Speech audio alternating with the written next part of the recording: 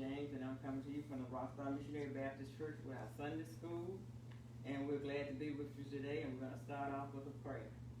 This morning, Heavenly Father, I want to thank you for another blessed week, for watching over us and keeping us and helping us as we go through these lessons, Lord. Bless our members, Lord. Keep them, Lord. And one day, Lord, bless us that we'll all be back together, Lord, in your presence. In Jesus' name I pray. Amen. This morning, the lesson is coming from Proverbs 8. Last Sunday, we talked about wisdom. We talked about the value of wisdom. And today, we're going to be talking about the pursuit of wisdom.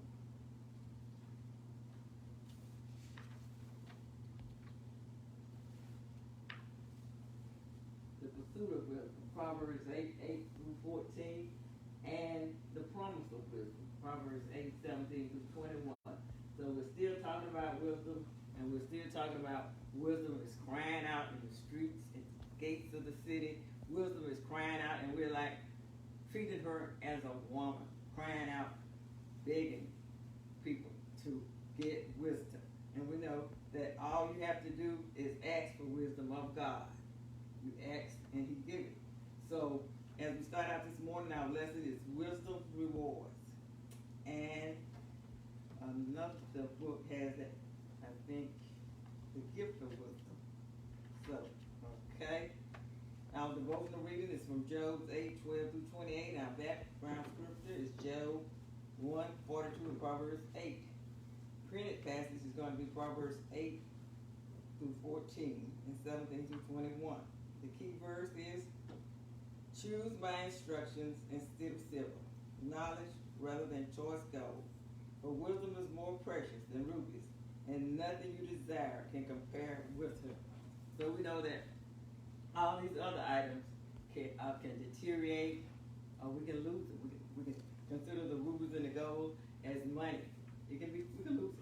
And we'll also go through that when we do the introduction, because it was funny to me, the introduction. I used the introduction out of this book. Okay?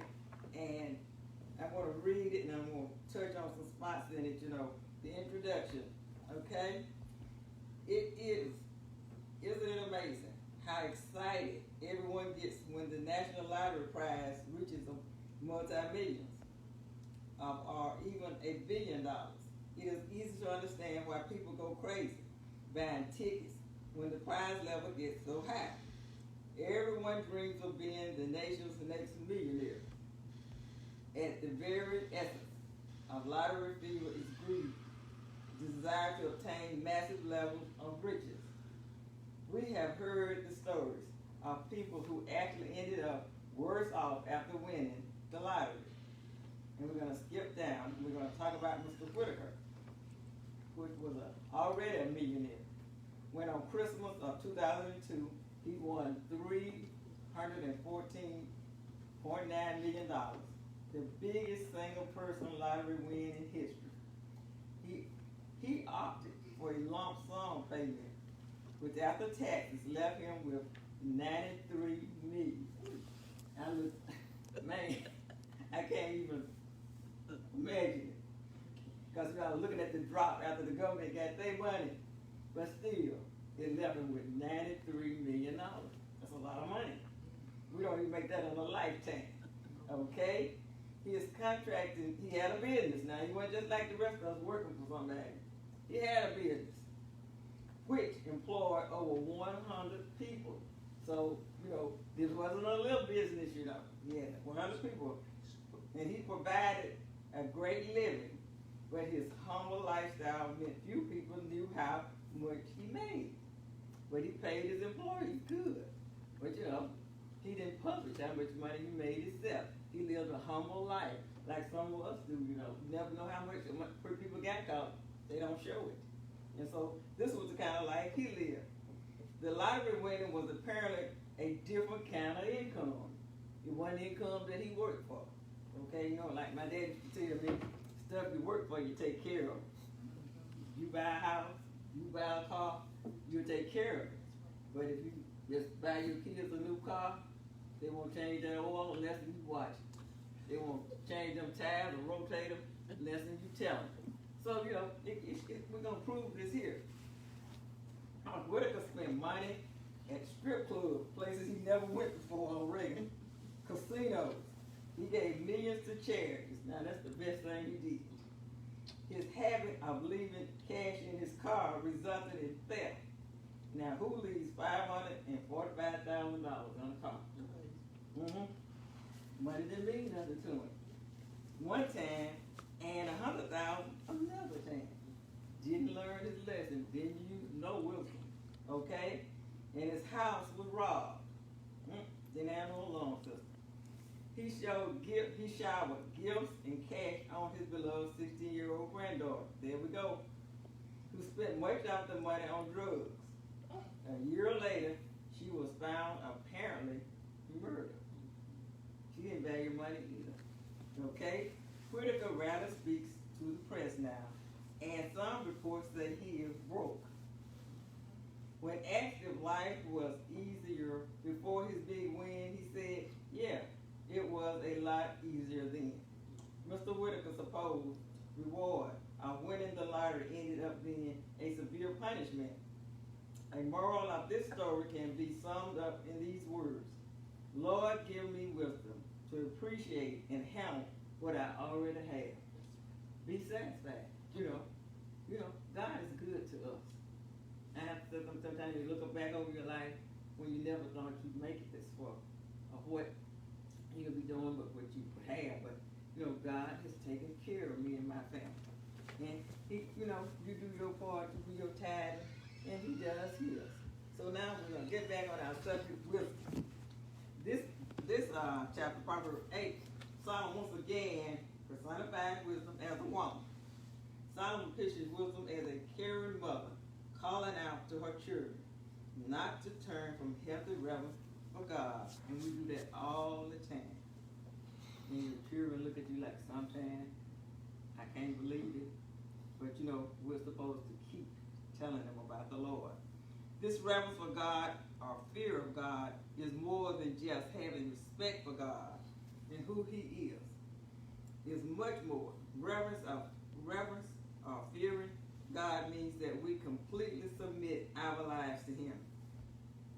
It's not a part-time thing. We submit our life. We obey His commands wholeheartedly.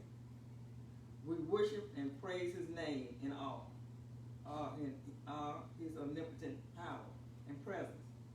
Solomon again, Proverbs describing wisdom called in verse 1 through 11. He then spoke of the rewards of heeding wisdom's call in verses 12 through 21. To ensure that his listeners recognize wisdom's worthiness of our attention, Solomon described his wisdom role in the creation of the world and the universe. So it tells us, so it goes back that wisdom was here at the beginning. It has always been here. It was here when God created the heavens and the earth. Wisdom was standing right alongside. He was here. And so, we go back to the value of it again, the value of wisdom, gift of wisdom. This is what we want. And all we have to do is ask for it. And, it's always just ask, and it shall be given, And you got to trust Him and to get it. We got to keep His commandments. And we got to keep His commandments and do the right thing. And doing the right thing is what God requires of us. We can't just play when we ask for it. We got to believe we're going to receive it. And so we'll go into our outlines today. Our first outline, if we put it up.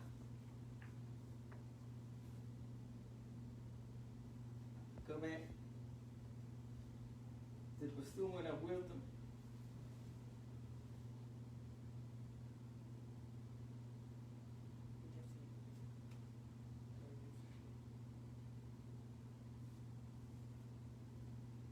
It'll be 1 and 2. The pursuit of wisdom. We don't have that. Okay. We'll get to it. Our first outline is going to be the pursuit of wisdom, Proverbs 8 through 14. And the second outline will be 17 through 21. And when we pursue something, we're looking for it. We're searching for it. And so, like in 8, we're talking about, I won't say probably, we're talking about righteous people and what we should be pursuing. And what he's saying is, in the first verses, we're going to go through 8 my mouth are in righteousness. They are true. All the words are true. There's nothing forward, nothing untrue, or perverse in them.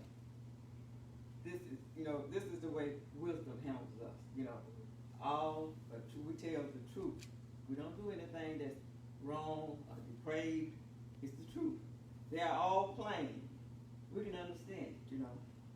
To him that understandeth, and right to them that find knowledge. And so this is what we pray for. When we pray for wisdom, God gave us wisdom, knowledge and understanding came along with it. And we also pray for, you want to be able to understand it, the knowledge comes, you want to understand it. You want to be able to know what you read. You want to be able to break it down and interpret it. Okay? You want to be receptive to it. And it said, receive my instructions, and not silver and knowledge rather than choice gold. Instructions is good. We need to know how to take instructions, right instructions. And that comes with studying the word, prayer, meditation, and the more that we study the Bible, I know that, and the closer you get to the Lord, and the easier you to interpret things, because this is my 3rd year of reading the Bible completely. And every time I go over it, I learn something else. And I see something else that I didn't see the first time. And sometimes it seems like it's, you be reading and you go over something, and you get happy, because you really got the interpretation this time, because it might have just been, you just read it, because I want to get through with it, because I read it when I think it was somebody from United gave me a calendar with it, with the books that I need to read every day to complete the Bible. And I was kind of doing it like I got to get through. I have to read these books, But then I read it again, and I took my time because I was going through something. And I got more out of it. And now when I read it, I really see things that I didn't see the last time, and I kind of yellow them out. So, I don't, every time I go through it, the Lord, I'm getting deeper and deeper in the Lord's word. And it says in here, receive my instructions. That's what we want to do. And not silver and knowledge, rather than choice gold. You want instructions. You want knowledge. You want to know. You want to know His word. You want to know how to use it. And that's why we study to make ourselves perfect. And it says, for wisdom is better than rubies. And I know when your first time around, it's hard to understand how anything could be better than rubies. When you're young, you're in the Word. And all the things that may be desired are not to be compared to it. That you being a young Christian or a young person just getting started reading the Bible, it's kind of hard. But you have to understand, all of this other stuff will get away from it. It will perish. And you can use these rubies and the gold. You can substitute them for other things that you want in your life. But if you don't get it right way, it'll get away from you. Money that you win gets away from you. Money that you cheat to get, it gets away from you. And so, that's some of the Proverbs tell you this, stuff that you get you don't earn, it's hard to keep. And most of the time you don't keep it. So wisdom is precious because it teaches us how to live and what to look for in life, and not to get swindled or to believe in false things. So it's a good thing to ask for wisdom, because when it comes with wisdom, here comes that knowledge and understanding, and also insight. You can see into things. Things don't trick you, easily. And you put God first, and He'll do these things for you. And so that's what we have to trust in the Lord in all our ways and in all the things we do. We have to trust in the Lord to guide us. Okay? And a question down here says, what do you think? How are wisdom and the fear of the Lord connected? Well, how is wisdom and the fear of the Lord connected? Well, if you don't fear the Lord, you won't ask for wisdom. And then wisdom is the part that guides us and make us not do things that we shouldn't do. Because, like, we don't rob banks, we don't steal cars, and we don't go to certain places. And that's because of that wisdom that God gives us and enlightens us. And that's where knowledge and understanding comes in. Because some of these things you don't do because you just know it's wrong. And you know that God wouldn't have you to do it. And so the fear of the Lord, and it's really like we always say, it's not that you walk around shaking. It's a respect. It's an awe, thank you. It's a, you fear the Lord. It's like more reverence, a respect to the Lord, You know what you're supposed to do. You love the Lord, It's not like you fear the sheriff out there. You fear this president, what he might do. But it's a respect of the Lord, a reverence, And we know that, he's in our lives and he's keeping us. And that the fear of the Lord, that's what connects us, makes you want to do the right thing. Because at first, it made me tired. Because I thought if I didn't tithe, he'd do something to me. He'd take something from me. And I started tithing because of that. But now, I do it because I love the Lord. And the closer you get to him, the more and more, it don't bother you to write that check or to do the right thing about your children or other people. It keep you from getting involved in things that are not right. And so, how are wisdom and the fear of the Lord connected? Respect. Yeah, you are respect.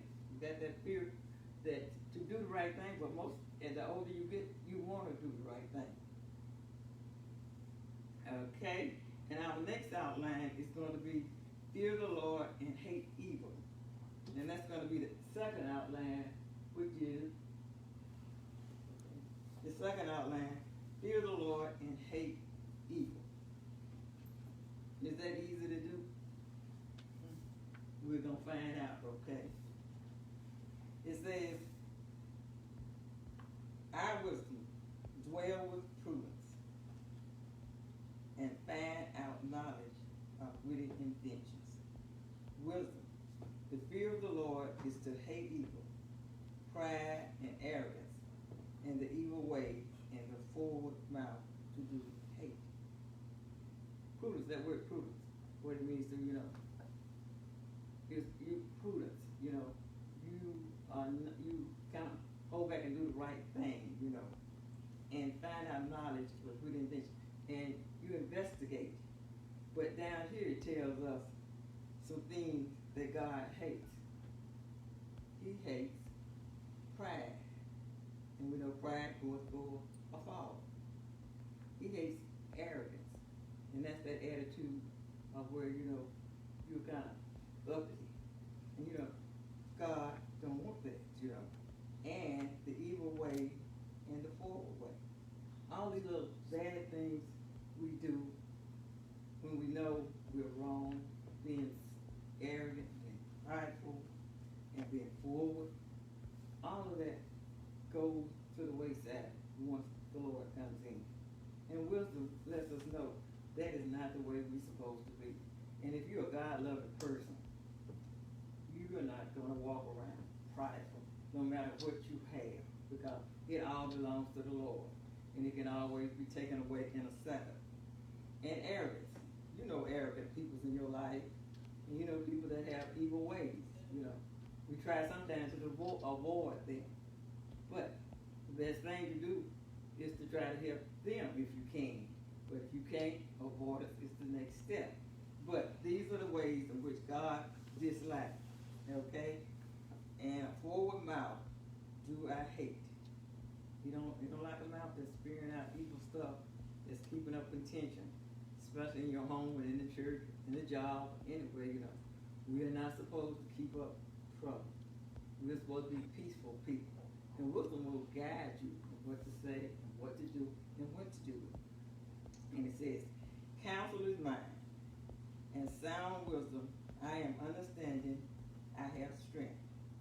Each rule, and this was the one that brought me comfort this week. God counsels all of these presidents, mayors, all the leaders, God is still in control. And don't care how high you get, God is still in control. And he bring up evil people to It's like Nebuchadnezzar. He bring up people to punish us, you know. And then when he get through with them, they're gone, you know. They're just only here for a time. Sometimes, you know, it's because we're doing stuff that we should be doing. And, you know, I don't know, I know we probably wasn't praying like we should, or going to church like we should, or treating people like we should. But a lot of things have changed in the world that, you know, we knew in the Bible was wrong, but we voted for it and we went along with it.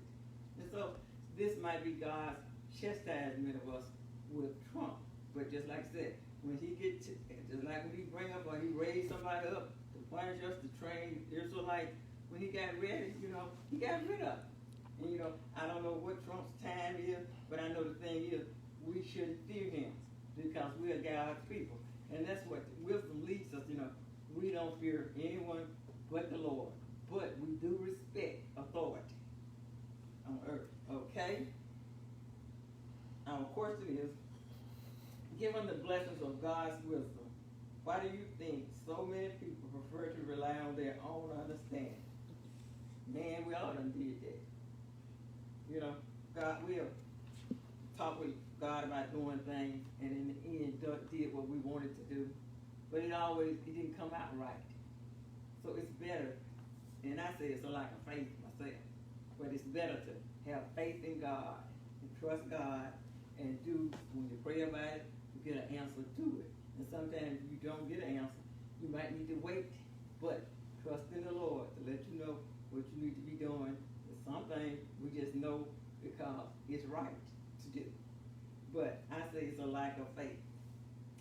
And we have 17th through the 21st verse, walking in righteousness.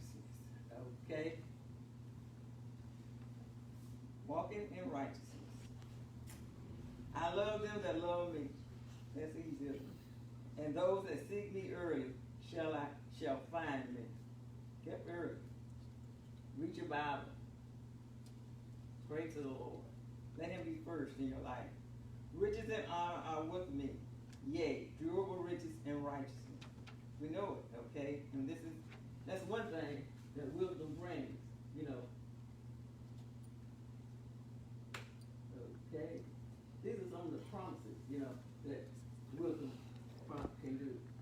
More precious than rubies. Nothing you can desire could compare. You know, wisdom. Long life is in her right hand. Left hand holds riches and honor.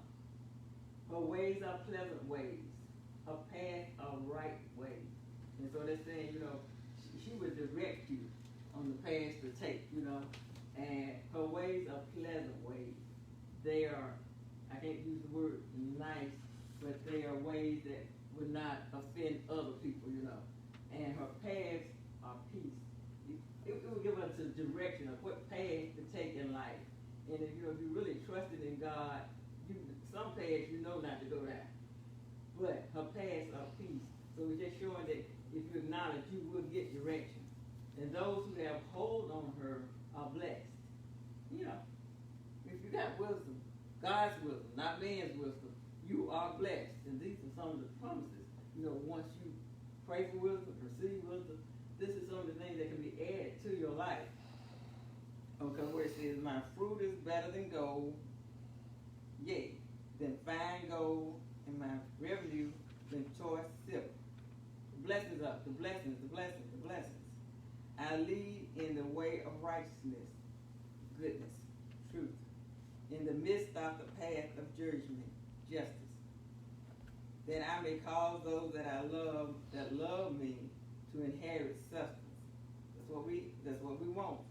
And I will fill their treasure. You know, you won't be broke, but it ain't always money. It's other things sometimes that make us rich and make us blessed. You know, your family finances, your children doing well, you got a nice living. All of this, you know, if you're wise, using God's wisdom. So, and we're going to ask for wisdom, through wisdom, and we're going to expect, you know, there's nothing wrong to expect good things and blessings from the Lord. That's why we keep getting up every morning. That's why we keep reading the Word. That's why we pray at night.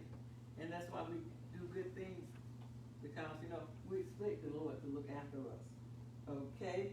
We have a closing thought today. People desire wisdom and hope to be rewarded when they search for it. Why is wisdom so desirable? Wisdom's value is more than tangible gain. It gives knowledge, courage, and leads toward God's path of justice and righteousness. And boy, do we need that now, because everything seems to be going wrong. We see all those long food lines, you know. We see people talking about they're not going to have rent for the next month. It hadn't touched us yet. But people in the big city, things are happening to them. School lunches, they're supplying it for kids, you know. Things are happening to them that's not happening here yet. But, you know, we don't know.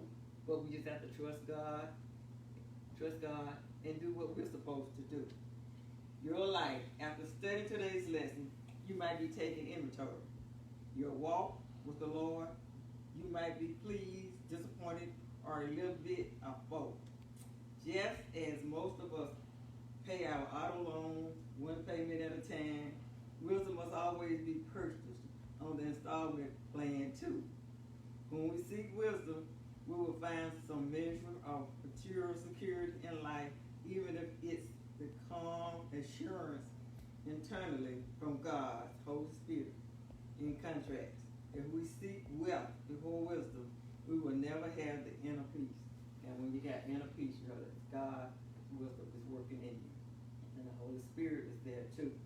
And you know, sometimes it takes age to bring about that, but the more that we study His Word, obey His commandments, the closer we get to Him, the more peace we have.